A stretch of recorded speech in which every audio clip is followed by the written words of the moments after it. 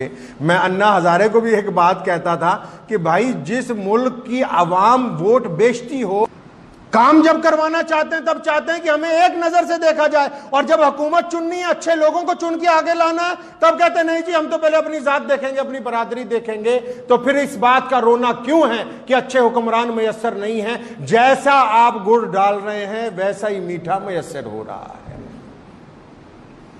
میں نے دیکھا ہے، کیونکہ میں مذہبی لیڈر کے ساتھ ساتھ سیاسی آدمی بھی ہوں۔ میں نے اچھے لوگوں کو، میری ایک دفعہ دہلی میں ڈیوٹی لگ گئی الیکشن میں، ایک حلقے کا انچارج بنا دیا انہوں نے۔ اچھے لوگ، غیر مسلم افراد بھی، مسلمان کی بریانی کی دعوتیں ہو جائیں، قورمہ ہو جائے، غیر مسلم حضرات کہ بہترین شراب جو ہے وہ ہمارے گھر پر پہنچی نہیں ابھی تک، تو ہم ووٹ کیسے ڈالیں گے؟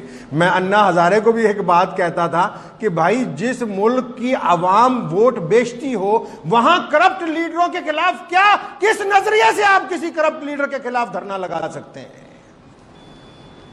جب ان لیڈروں کو پارلیمنٹ میں پہنچانے والے لوگ اپنی پہلے ووٹ کو بیچنا بند کرنا ہوگا، پہلے اپنے ضمیر کی سودے بازی بند کرنی ہوگی، پہلے اس بات کا عہد کرنا ہوگا کہ ہم نے اپنے ملک کی بقا اور ترقی کے لیے، ہم نے اپنے وطن کی عزت کے لیے کسی بے ایمان کو ووٹ نہیں ڈالنی، ہم نے 500 1000 روپیہ لے کے ووٹ نہیں ڈالنی، ہم نے اپنے ضمیر کی آواز پر کسی نیک آدمی کو منتخب کرنا ہے، تو اللہ تبارک و تعالیٰ اس کو عزتوں کے اندر تبدیل کر دے گا۔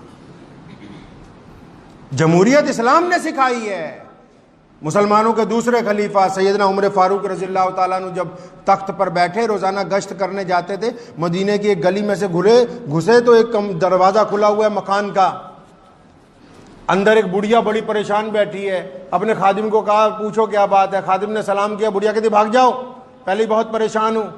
سمجھ گئے کہ کوئی بڑا مسئلہ ہے، اکیلی بوڑھی اماں بیٹھی ہے، خود اندر گئے، سلام کیا، پوچھا اماں کیا بات ہے؟ کہنے لگی بیٹا آج 5 دن ہو گئے گھر میں کھانا نہیں ہے، بیوہ ہوں میں، اور مجھے اتنا غصہ چڑھا ہوا ہے امیر المومنین عمر فاروق پر، اسے پتہ ہی نہیں کہ میرے گھر میں کھانا ہے نہیں۔ عمر فاروق مسلمانوں کا بادشاہ، 72 لاکھ مربع میل کا بادشاہ ہے وہ، کیسر و کسرا کے بڑے بڑے شہزادے لائن میں لگتے ہیں اس کو ملنے کے لیے، پوری دنیا کی حکومتوں کے سفیر مسجد نبوی کے باہر کھڑے ہوتے ہیں کہ عمر فاروق کی زیارت کرنی ہے، اور وہ مسلمانوں کا بادشاہ اس بڑھیا کے سامنے کھڑا کہاں پر ہے؟ اس نے کیا کہا عمر فاروق نے اس بڑھیا سے؟ اماں جی ناراض کیوں ہوتی ہو؟ عمر تو بیچارہ بہت کمزور آدمی ہے، اسے پتہ نہیں نہ لگا ہوگا کہ آپ کے گھر میں کچھ ہے نہیں، اگر اسے خبر ہوتی تو آپ کے پاس ضرور پہنچ جاتا۔ اماں جی آپ اتنا ناراض نہ ہوں۔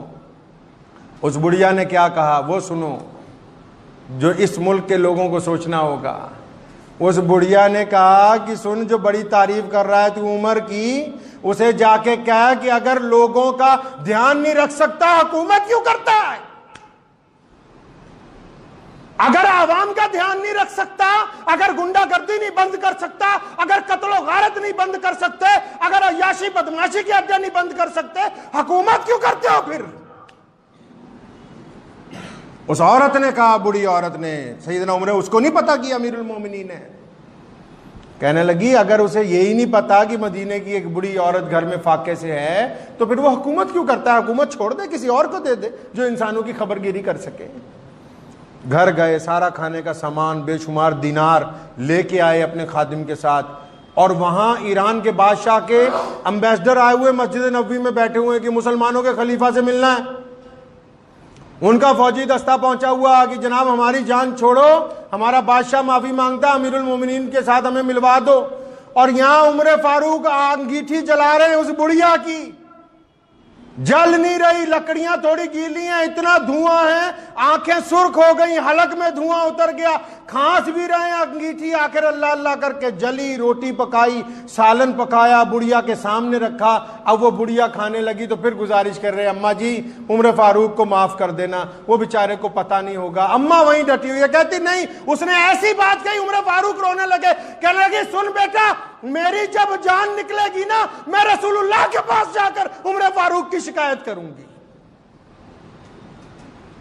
ادھر مسجد نبوی میں سفیر آئے ہوئے ہیں، حضرت علی رضی اللہ تعالیٰ عنہ بڑے پریشان ہیں، اور ساتھ میں حضرت شرجیل بن حسنہ کہ بھئی یہ خلیفہ کہاں گئے کہاں؟